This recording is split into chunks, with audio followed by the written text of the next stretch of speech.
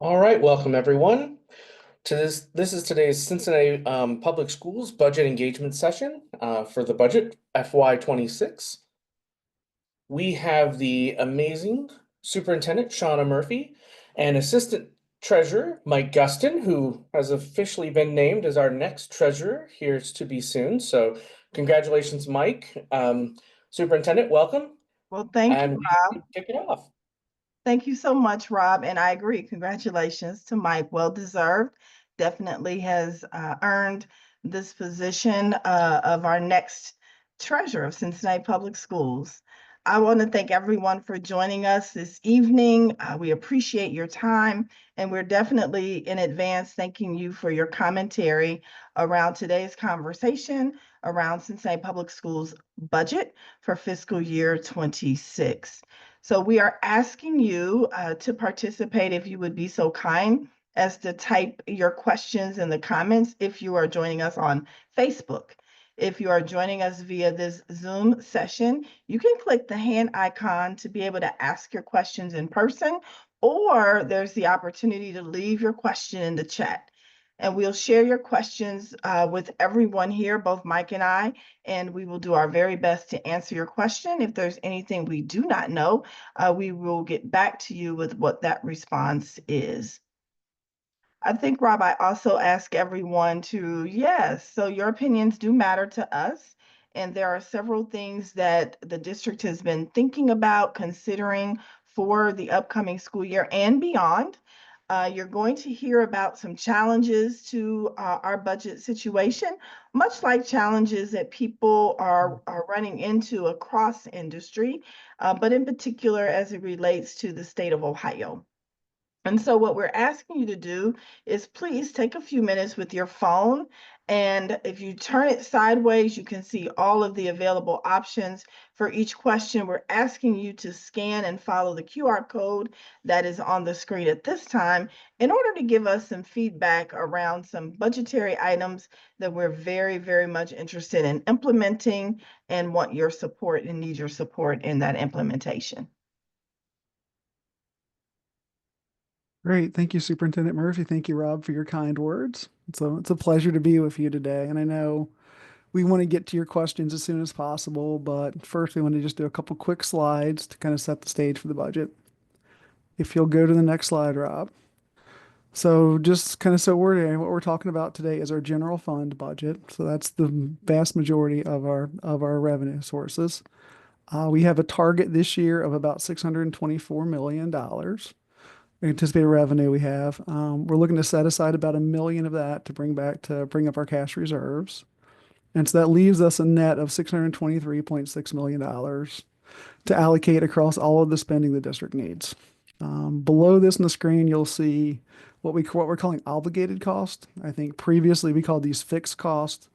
They're not always fixed, but they're always things we have to pay for. We have to transfer money to pay our obligations on our debt.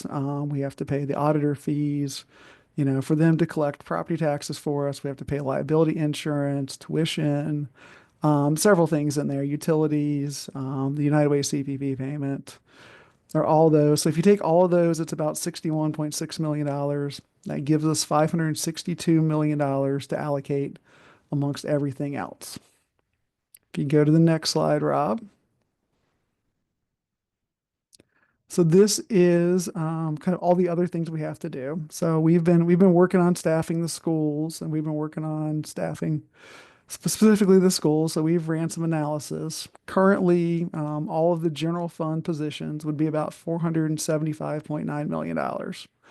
Looking at next year's salaries and including step increases. So if you take that out of what you have, that gives us about $86 million more to allocate across all these different buckets here, whether that's stipends or vendor contracts, instructional supplies, transportation, professional services, technology, furniture, memberships, awards, prizes, advertising, subscriptions. So really the question is how do we allocate our remaining funds to build the best budget for the district? And so that's kind of those are the two big slides. So I think probably this is where we dive into questions.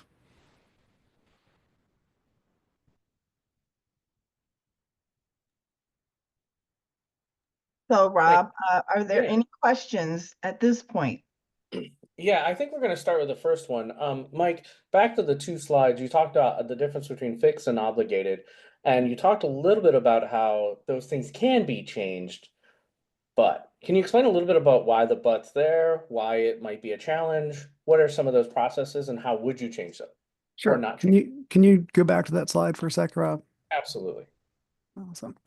So some things are truly fixed. Like our debt transfer is a completely fixed amount. We will pay that amount. Same thing with like the auditor fees. But liability insurance, for example, we say it's fixed here. We could decrease, we could increase our we could increase how our deductible, we could decrease our coverage. Retirement benefits is a good one. That's sick leave conversion. That's really depending on how many employees retire and how much sick leave they have to convert. Utilities obviously is another spot where there's a little bit of flexibility in those, just depending on how severe the winter is, how cold the winter is, how hot the summer is, how much we keep the buildings open. But those are very tough things to change. So these numbers won't change considerably, but there may be some slight changes. Thank you very much for that, Mike. Appreciate it. My Just a pleasure. quick reminder for people on how to participate. So there's a few ways. One, you can go ahead and ask questions on Facebook, and we will track your questions and we will share them with the superintendent and assistant treasurer.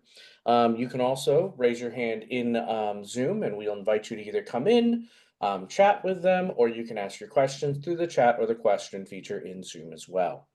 All right, on to our next question. So Mike, can you talk a little bit about how the developing the budget works? Where do we start? How do we start working our way through the process to get to where we are today? A great question, Rob. So it really starts back in November of last year. So back in November of last year, we did a 5-year forecast. And we have to do those in November and May of every year. And that's the start of kind of where we understand what our revenue targets are going to be.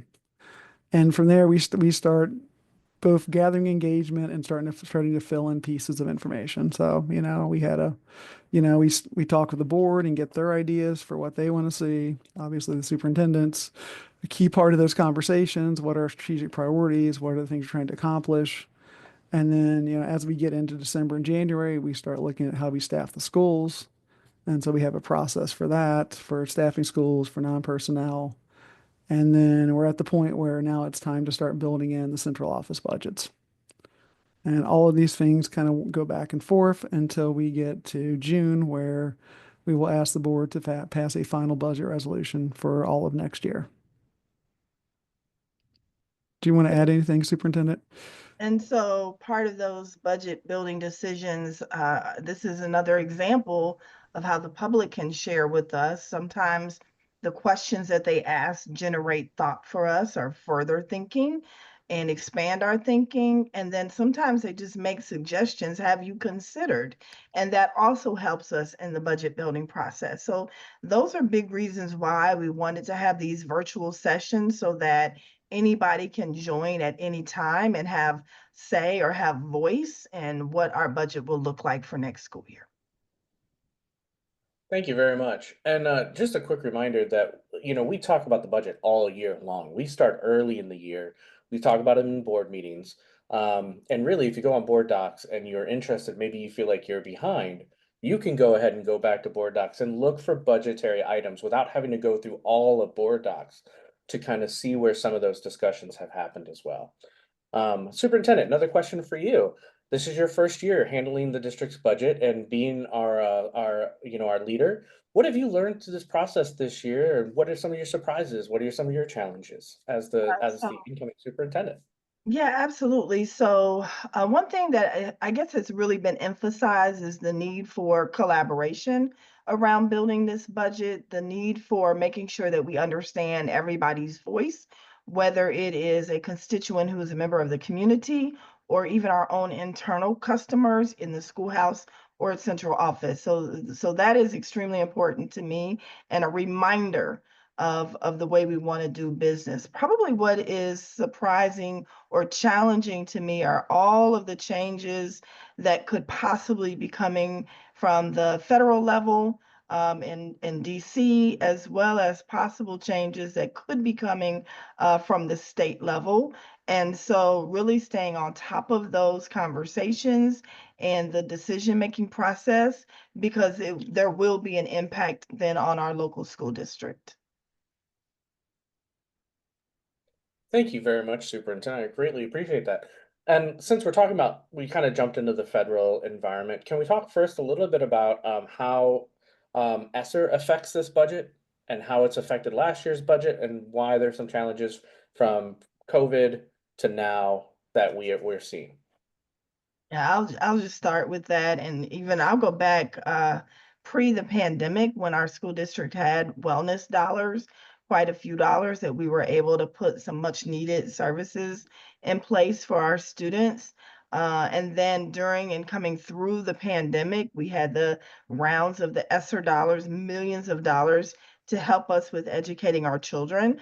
And this year, this is the first year we have absolutely no ESSER dollars. We have no wellness dollars, any of those additional grants or supports to lean on. And so while our expenses continue to increase, to go up, we still have a revenue that is flat. And I'm sure we'll talk about that in a little bit. And just more and more challenges having those dollars, those grant dollars, used and then not replenished. Thank you. Mike, do you want to share anything about the increase in costs and the balance differences from the revenue to the increase in costs? There's a lot of places I can go. I was thinking of what to tack on to the ESSER conversation. I mean, it was, we did a lot of great things with those dollars. And so, last year's budget, this current year we're in's budget, really reflects, bringing some expenses back to the general fund.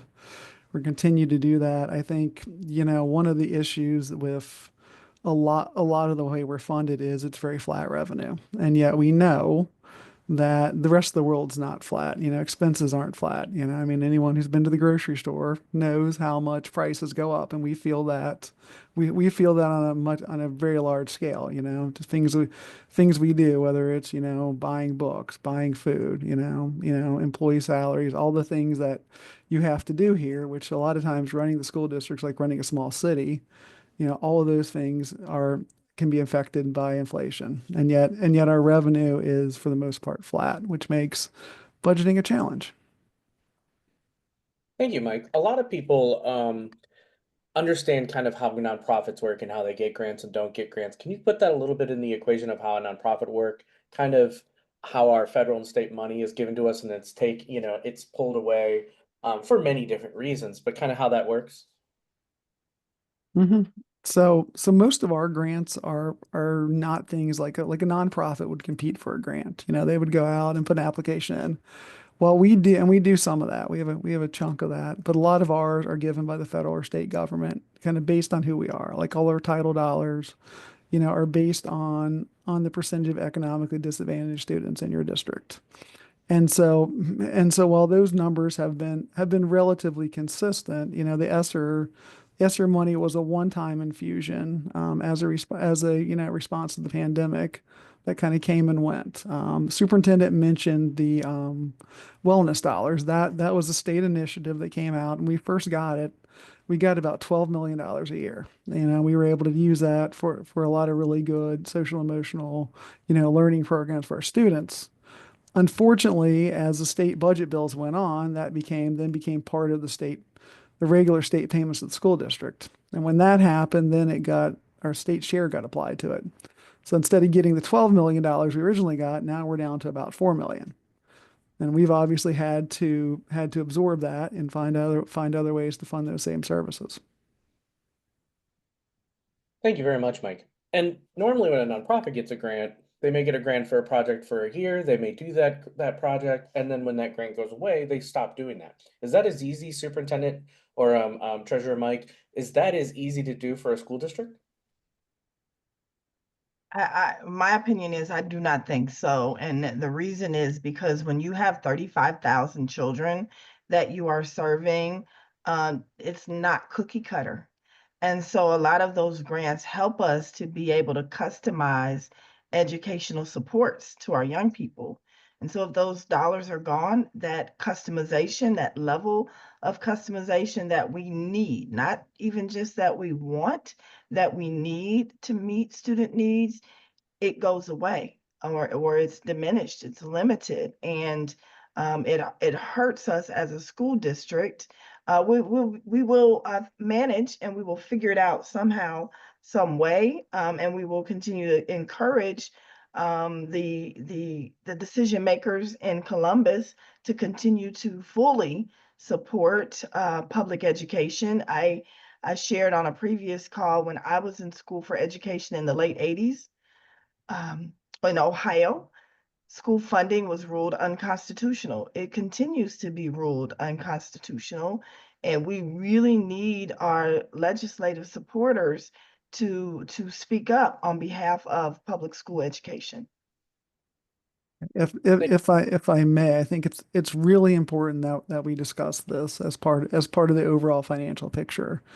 Is that the current budget bill, that's currently being considered in the House, would cause us to lose $10 million in the first year of the state budget, and then an additional $5 million the next year. And those are real reductions in state aid to Cincinnati's students. And so it's important that we keep pressure on, that people here who are hearing our voice reach out to their legislatures, and advocate for a fair school funding formula, that the state continues to fully fund that, and that the state updates the cost factors to reflect current cost. Thank you very much, Assistant Treasurer Guston and Superintendent. Let me remind everyone how to participate. If you're on Facebook, you can leave a comment. We're going to share your comment with the group here, and they're going to answer to the best of their ability if they can.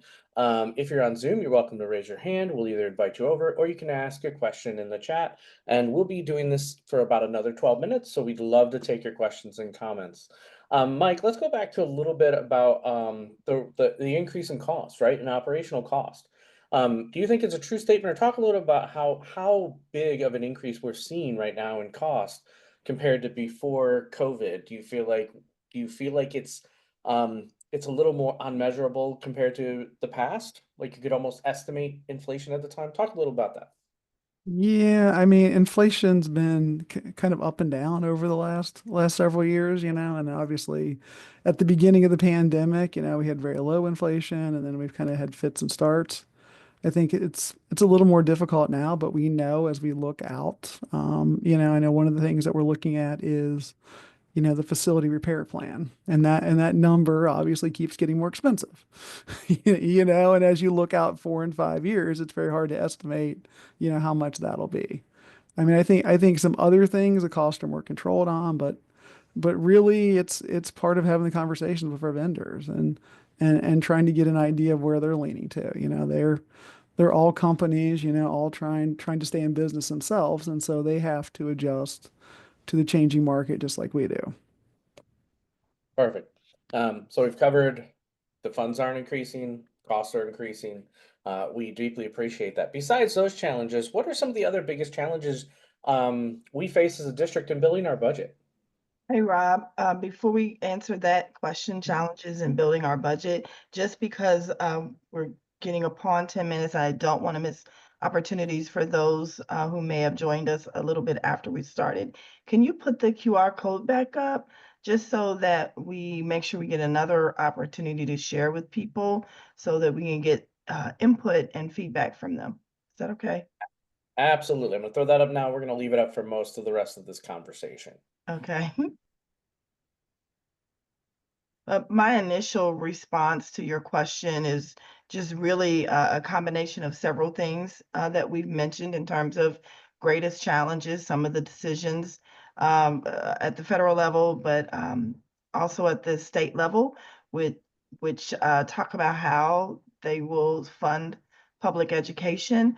The demand and the interest in vouchers for private and parochial schools are increasing, which means that more and more public dollars are being spent that way and not towards public education.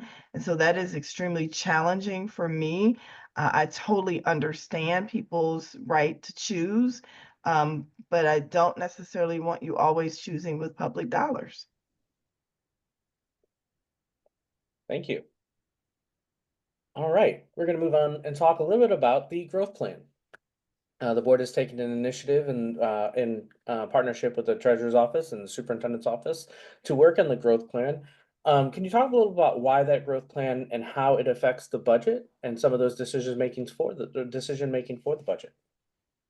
For me, last spring, when I was given the role of interim superintendent, day one was working to close a budget gap, a pretty hefty budget gap of about $32 million. And while I was working through conversations with every department, reviewing everyone's budget at the schoolhouse level, um, I realized that there had been conversations going on for quite some time, almost 2 years, about 18 months through the board subcommittee, the ad hoc committee. So started to review those documents and said, hey, if we are able to implement some of these items, we'll begin to save our school district more money. And so all kinds of ideas from having a corridor system in our school district, a central or citywide corridor, an east corridor and a west corridor, help us out in many ways, having a clear path for young people in our district, preschool all the way through 12th grade. It helps us with stabilizing in the placement of our specialized classrooms. It helps us look at a plan to balance out offerings to our stakeholders. So we don't have any particular area of our city saturated with a program that's in demand, and have less of what is really being asked for and needed. So just there are so many components to it, but overall, we are seeing a cost savings with the implementation of phase one and phase two of the growth plan. Yeah, if I may, I think that's a great summary, Superintendent. And one of the things we say is operational efficiencies. But it's really about having schools that are full, about having schools that are full of children and being able to leverage the operational efficiencies there. It's about expanding opportunities across the district, and hopefully over time you'll see cost reductions as we can kind of lessen our transportation cost and still provide the same great opportunities. And they're really, for me, in this performance redesign, sustainability, and growth plan, excuse me, three areas. Mike mentioned the operational efficiencies, the stabilization of the building utilization. Two are our plans around improving and increasing student outcomes through a whole child lens. And I see that as the development of the junior highs and the middle schools and more. And the third big category really is critically important, and that is what we're calling beyond the tassel, or making sure our students are prepared for graduation and beyond. And so those are the three big categories under the umbrella of growth that we believe will help us to save dollars for our district. Thank you so much. I'm going to do one more reminder. I'm going to start with what you're seeing on the screen right now.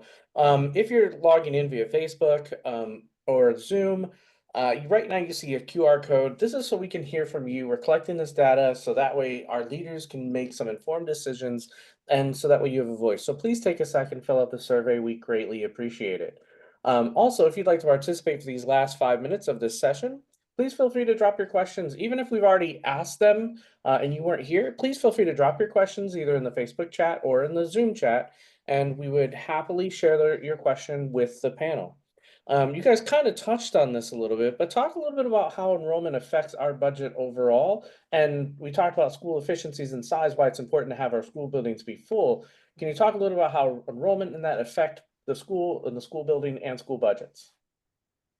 I can talk about enrollment in regards to how it affects our revenue. So enrollment actually has a double effect on the state funding formula. So part of it is they look at our average over a 3-year period to kind of calculate our costs. So obviously the higher is better there, but we also get funded based on our current enrollment. So it's very important, that we get kids in seats and we make sure that they're categorized correctly.